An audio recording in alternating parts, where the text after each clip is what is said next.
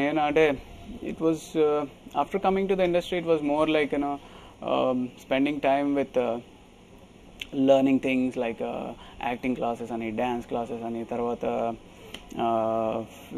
gymnastics, martial arts, ఇవన్నీ ఏవో చాలా ప్రాక్టీస్ చేశాను. సో పెద్ద టైం సినీ ఫీల్డ్ తోటి I never had relation or rapport with the real cine people అనమాట. But I had little friends. వాళ్ళతోటి usually you discuss about movies, discuss about careers, yeah. And తర్వాత after marriage, it's more of marriage, you have to stick to your relationship. First I would say అదే శుభవేళ cinema అయిపోయిన తర్వాత I wanted to finish my house agency. So I took a 1 year break, almost 1.5 year break. I was doing my house agency, Gandhi Hospital. Gandhi నుంచి house agency అయిపోయిన తర్వాత then I thought I will once again start.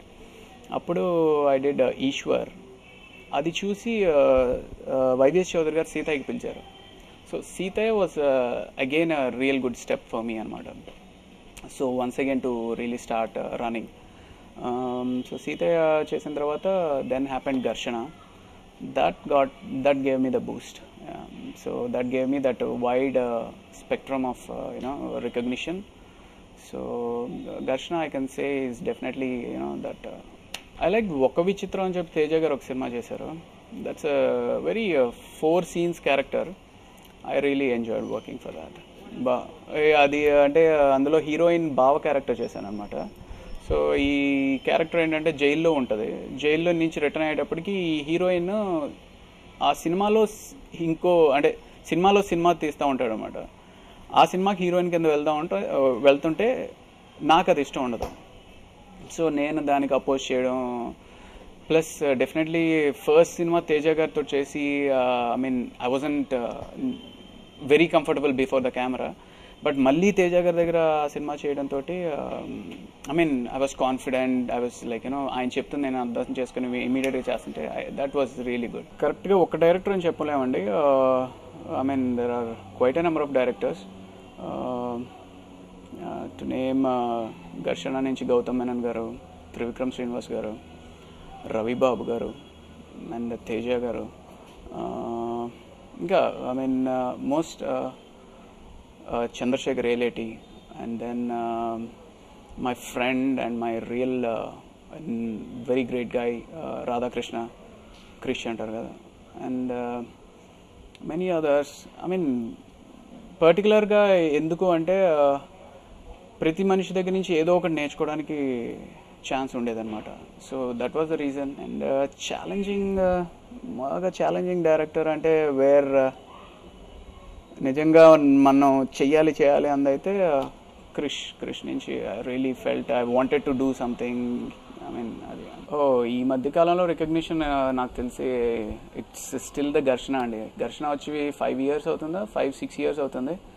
But still even now 10 people on the road, if they see me, 8 recognize me, and in that 8 at least 7 recognize me saying meer Gharshanalo chesaru kadandi ani. So it's that's Gharshana. After that it was just the addition of ante Deva garni kalsina ventane మేము మిమ్మల్ని చూసాము, we want to use you somehow. కానీ దీంట్లో there are very limited characters. So అని చెప్పి నాకు ఒక 3 characters చెప్పారు. ఆ 3 characters నాకు ఈ క్యారెక్టర్ బాగా అనిపించింది. Because there is some suspense factor in the end. And definitely చాలామంది హీరోకి ఫాదర్ ఏంట్రా బాబు అని చెప్పి భయపడతారు. నాకైతే ఆయన కలిసిన వెంటనే ఈయనతోటి పని చేయాలి అనిపించింది. అండ్ ఆయన చెప్పిన అన్ని క్యారెక్టర్స్ నాకు ఈ క్యారెక్టర్ బెటర్ అనిపించింది. So I did not think and I said I'll do it. I'm really happy that the project got noticed by the entire industry, and definitely అంటే కొన్నిసార్లు టీవీలో చిన్న ప్రొడ్యూసర్స్ ఆవేదన వ్యక్తం చేస్తుంటారు న్యూస్ ఛానల్స్లో కానీ, లేకపోతే చిన్న హీరోస్ చాలా ఆవేదన మా సినిమాని తొక్కేస్తున్నారు ఇది అది అని. అప్పుడు నేను పెద్ద రియాక్ట్ అవ్వలేదు. కానీ ప్రస్థానం అనే సినిమా ఫెయిల్ అయినప్పుడు ఓ షిట్ వీళ్ళ బాధ ఇంత ఉండడానికి కారణం ఇదే అనిపించింది. నిజంగా చాలా బాధేసింది.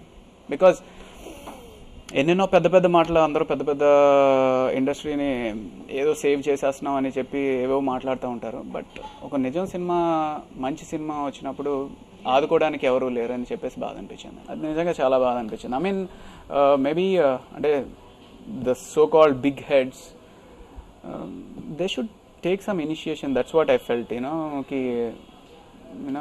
if there is some real good movie, they should at least put in their efforts to market it. ఇంకొన్ని రోజులు హాల్స్లో ఉంచడానికి అనిపించింది. రైట్ అంటే సినిమా బాగుంటే డెఫినెట్గా చూస్తారనే ఉద్దేశంలో నేను ఉండేవాడిని అండి ఇదివరకే. But I think the entire it requires definitely more than that, 100% more than that. And not only that, ఇంకోటి ఏంటి అంటే from the past 2-3 years I think ఈ టోటల్ ఆడియన్స్ అవుట్లుకే మారిపోయిందండి సినిమాలకి. అంటిల్ అండ్ అన్లెస్ ఇది అదిరిపోయింది సినిమా, సూపర్ స్టార్స్ ఉన్నారు అంటే తప్ప రావట్లేదు. సో అంటే నిజంగా చిన్న సినిమాని మార్కెట్ చేసుకోగలిగే ఆ క్రియేటివిటీ చాలా ఉండాలి from all different angles. Promotion అయితే కాదు, ఏదో ఒక జిమికల్ చేసి ఎలాగైనా సరే ఆ సినిమాని మార్కెట్ చేయగలగాలి. ఫ్రస్ట్రేషన్ సంగతి నాకు తెలియదు కానీ I just pray God that they don't go to depression.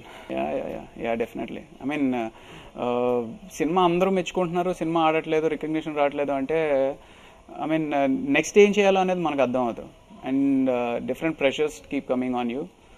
I just hope they don't go to depression, especially the producers and the directors. ఆర్టిస్టులకి ఏముందండి, ఈ సినిమా కాకపోతే ఇంకో సినిమా వస్తుంది అంటే I mean I never use that angle of my brain in to it. అంటే స్క్రిప్ట్ రైటింగ్ లేదు.